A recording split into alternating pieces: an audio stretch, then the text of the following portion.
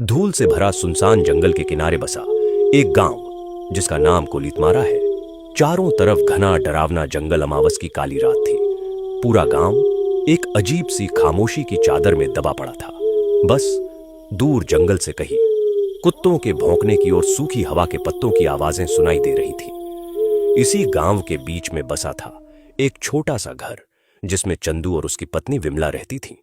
उस रात जब चंदू रात में जंगल लकड़ी लाने जा रहा होता है। सुनिए जी, आज अमावस की रात है और आप इस वक्त जंगल जा रहे हैं। आज आप मत जाइए, मुझे बहुत डर लग रहा है। ऊपर से इतनी गहरी रात भी है। अरे विमला, तुम घबरा क्यों रही हो? अगर मैं लकड़ी नहीं लाया तो घर का खर्चा कैसे चलेगा? तुम चिंता मत करो, मैं जल्दी ही लौट आऊंगा। पत्नी ने इतना समझाकर भी चंदू रुका नहीं। वो अपनी कुल्हाड़ी हाथ में लेकर इतने रात को जंगल लकड़ी काटने निकल जाता है। दूसरी तरफ उसी गांव के बीचों बीच पुराने बरगद के नीचे बनी गोपी की चाय की दुकान से धीरे धीरे बुझती अंगारों की रोशनी में चमक रही थी। उसी चाय की दुकान पर बैठे थे गांव के 4-5 लोग। उनमें सुरेश, जगदीश, गोपी और गांव के सबसे बूढ़े प्रेम चाचा भी बैठे थे। अरे ये कुत्ते इतना क्यों चिल्ला रहे हैं आज? लगता है कुछ बुरा होने वाला है। मुझे तो लग रहा है कोई भूत या प्रेत बाहर घूम रहा है। आज अमावस है ना? हाँ, आज अमावस की रात है। इस रात जंगल जाना तो मौत को दावत देने जैसा है। आज रूप बदलने वाला साया छलावा रास्तों में भटकता है। भाइयों, मैंने सुना है कि वो साया किसी भी इंसान का रूप ले लेता है। उनकी बातें चल ही रही थीं कि चंदू एक हाथ में कुल्हाड़ी और दूसरे हाथ में लालटेन लेकर उनकी ओर आता दिखा। लालटेन की कांपती लौ में धीरे धीरे चंदू आगे बढ़ रहा था। अरे चंदू, इतनी रात को कहां जा रहा है? यह अमावस की रात है। यह समय ठीक नहीं है बेटा। पागल हो गया है क्या चंदू? कौन आदमी आधी रात को लकड़ी काटने जाता है? गोपी भैया, अगर मैं लकड़ी काटकर नहीं लाया तो घर का चूल्हा कैसे जलेगा? हर रोज विमला मुझे मना करती है, पर मैं क्या करूं? मजबूरी है। अगर मैं घर पर बैठ गया तो घर कैसे चलेगा? मत जा चंदू, आज अमावस की रात है। जंगल में आज कोई इंसान नहीं बल्कि वो खतरनाक साया घूमता रहता है। सुरेश भैया, आप ठीक कह रहे हैं, लेकिन मैं ऐसे घर पर नहीं बैठ सकता। मुझे जाना ही होगा। चंदू, लेकिन एक बात ध्यान रखना, छलावा या फिर ऐसी कोई चीज से तुम्हारा सामना हुआ तो ध्यान रखना उसे आग या रोशनी से डर लगता है। इतने में एक जोरदार ठंडी हवा का झोंका आया। लालटेन की लौ तेज लहराई और जैसे किसी ने पास में ही हंसकर फुसफुसाया हो। सबके रोंगटे खड़े हो गए, लेकिन चंदू डरा नहीं। वह अपनी कुल्हाड़ी लेकर आगे बढ़ गया। चंदू चलते ही जा रहा था। गांव की आखिरी सीमा पार होते ही सुनसान जंगल का रास्ता शुरू हो गया। रात का अंधेरा और भी भयानक हो गया था। पेड़ों की टहनियां हवा में हिल रही थीं, जिससे अजीब आवाजें आ रही थीं। चंदू को एहसास होता है कि उसके अलावा भी कोई है। चंदू रुक जाता है और कहता है, कौन है? कोई है तो सामने आ जाओ। जवाब में सिर्फ सन्नाटा। तभी उसे अचानक एक काली परछाई दिखी जो एक पेड़ से उतरकर खेत की तरफ चली गई। कौन है रे जगदीश? तुम हो क्या? अगर कोई गांव का आदमी मेरे को डरा रहा है तो मैं डरने वाला नहीं हूं। सीधे तरीके से मेरे सामने आ जाओ, नहीं तो मेरे हाथ जो कुल्हाड़ी है उससे मैं तुम्हारा सिर धड़ से अलग कर दूंगा। तभी वह काली परछाई वापस आने लगती है। वह धीरे धीरे चंदू की तरफ बढ़ रही थी और वह कोई और नहीं बल्कि चंदू की पत्नी विमला थी। चंदू का दिल धक से रह गया। अरे विमला, तुम इस भयानक जंगल में इतनी रात को क्या कर रही हो? मैंने तुमको बताया था कि मैं घर जल्दी लौट आऊंगा, फिर तुम यहां क्या कर रही हो? विमला मुस्कुराई, लेकिन उसकी आंखें बिल्कुल ठंडी थीं। लेकिन वो आवाज विमला की नहीं थी, वो तो उस जंगल के छलावे की थी। घर चलो चंदू, रात बहुत हो गई है। चंदू एक कदम पीछे हट गया। उसी पल विमला जैसी आकृति धीरे धीरे धुंध बनकर गायब हो गई। यह देखकर चंदू का खून जमने लगा। यह कौन था? यह तो विमला नहीं थी, यह तो इस जंगल का छलावा था। फिर भी चंदू रुका नहीं, वह आगे बढ़ने लगा। थोड़ी देर बाद वह जंगल के बीचों बीच आ चुका था। अचानक उसे अपने पीछे किसी के चलने की आहट आई। वह पीछे मुड़ा, लेकिन वहां कोई नहीं था। ये सब देखकर चंदू जोर से चिल्लाया। कौन है रे? सामने आ। मेरे साथ आंख मिचौली मत खेल। हिम्मत है तो सामने आ। तभी एक बार और उसके पीछे धीमी खुरदुरी आवाज आई, जैसे किसी 50 साल के बुढ़े की आवाज हो। फिर से चंदू पीछे मुड़ा तो अपने पीछे उसको उसी गांव के प्रेम चाचा दिखाई दिए, जो चाय की दुकान पर बैठे हुए थे। प्रेम चाचा, आप इस वक्त इस जंगल में? आपने तो मुझे जंगल जाने से रोका था। आप यहाँ क्या कर रहे हो? मैं तेरा ही इंतजार कर रहा था चंदू। आज तुझे मेरे हाथों से कोई नहीं बचा सकता। आज तेरा शरीर मेरा होगा। यह सब देखकर चंदू पीछे हट गया। मुझे पता है कि तुम मेरे गांव के प्रेम चाचा नहीं हो। मैंने तुमको पहचान लिया है।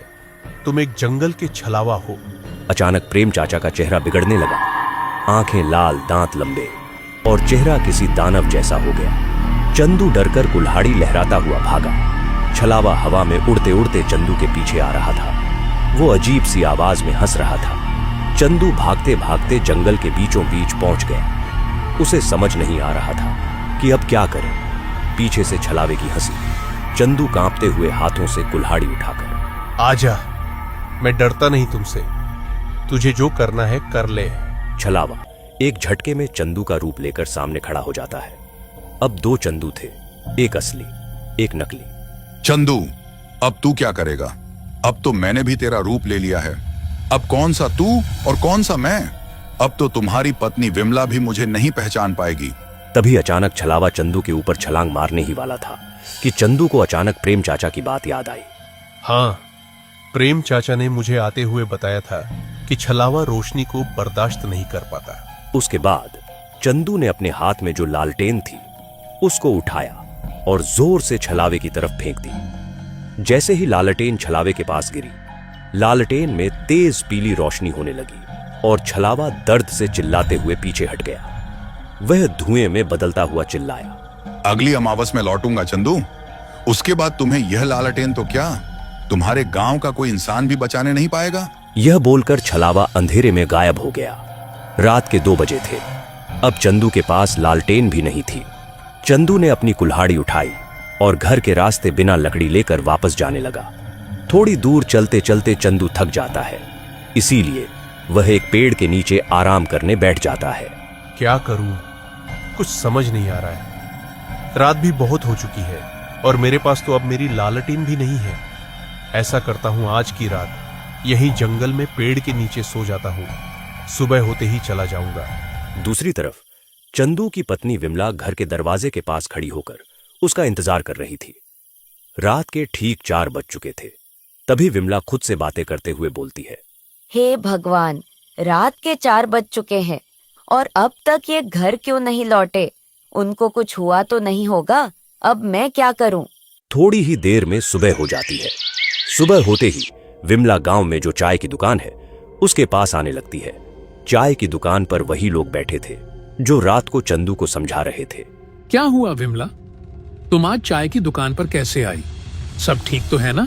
नहीं प्रेम चाचा, सब ठीक नहीं है। कल रात को चंदू लकड़ी लाने जंगल गए थे, लेकिन चंदू जंगल से अब तक घर आए ही नहीं। मुझे बहुत ही चिंता हो रही है। विमला, तुम चिंता मत करो, अभी हम सब उस जंगल में जाकर देखते हैं। उसके बाद सभी चंदू को ढूंढने जंगल की ओर जाने लगते हैं।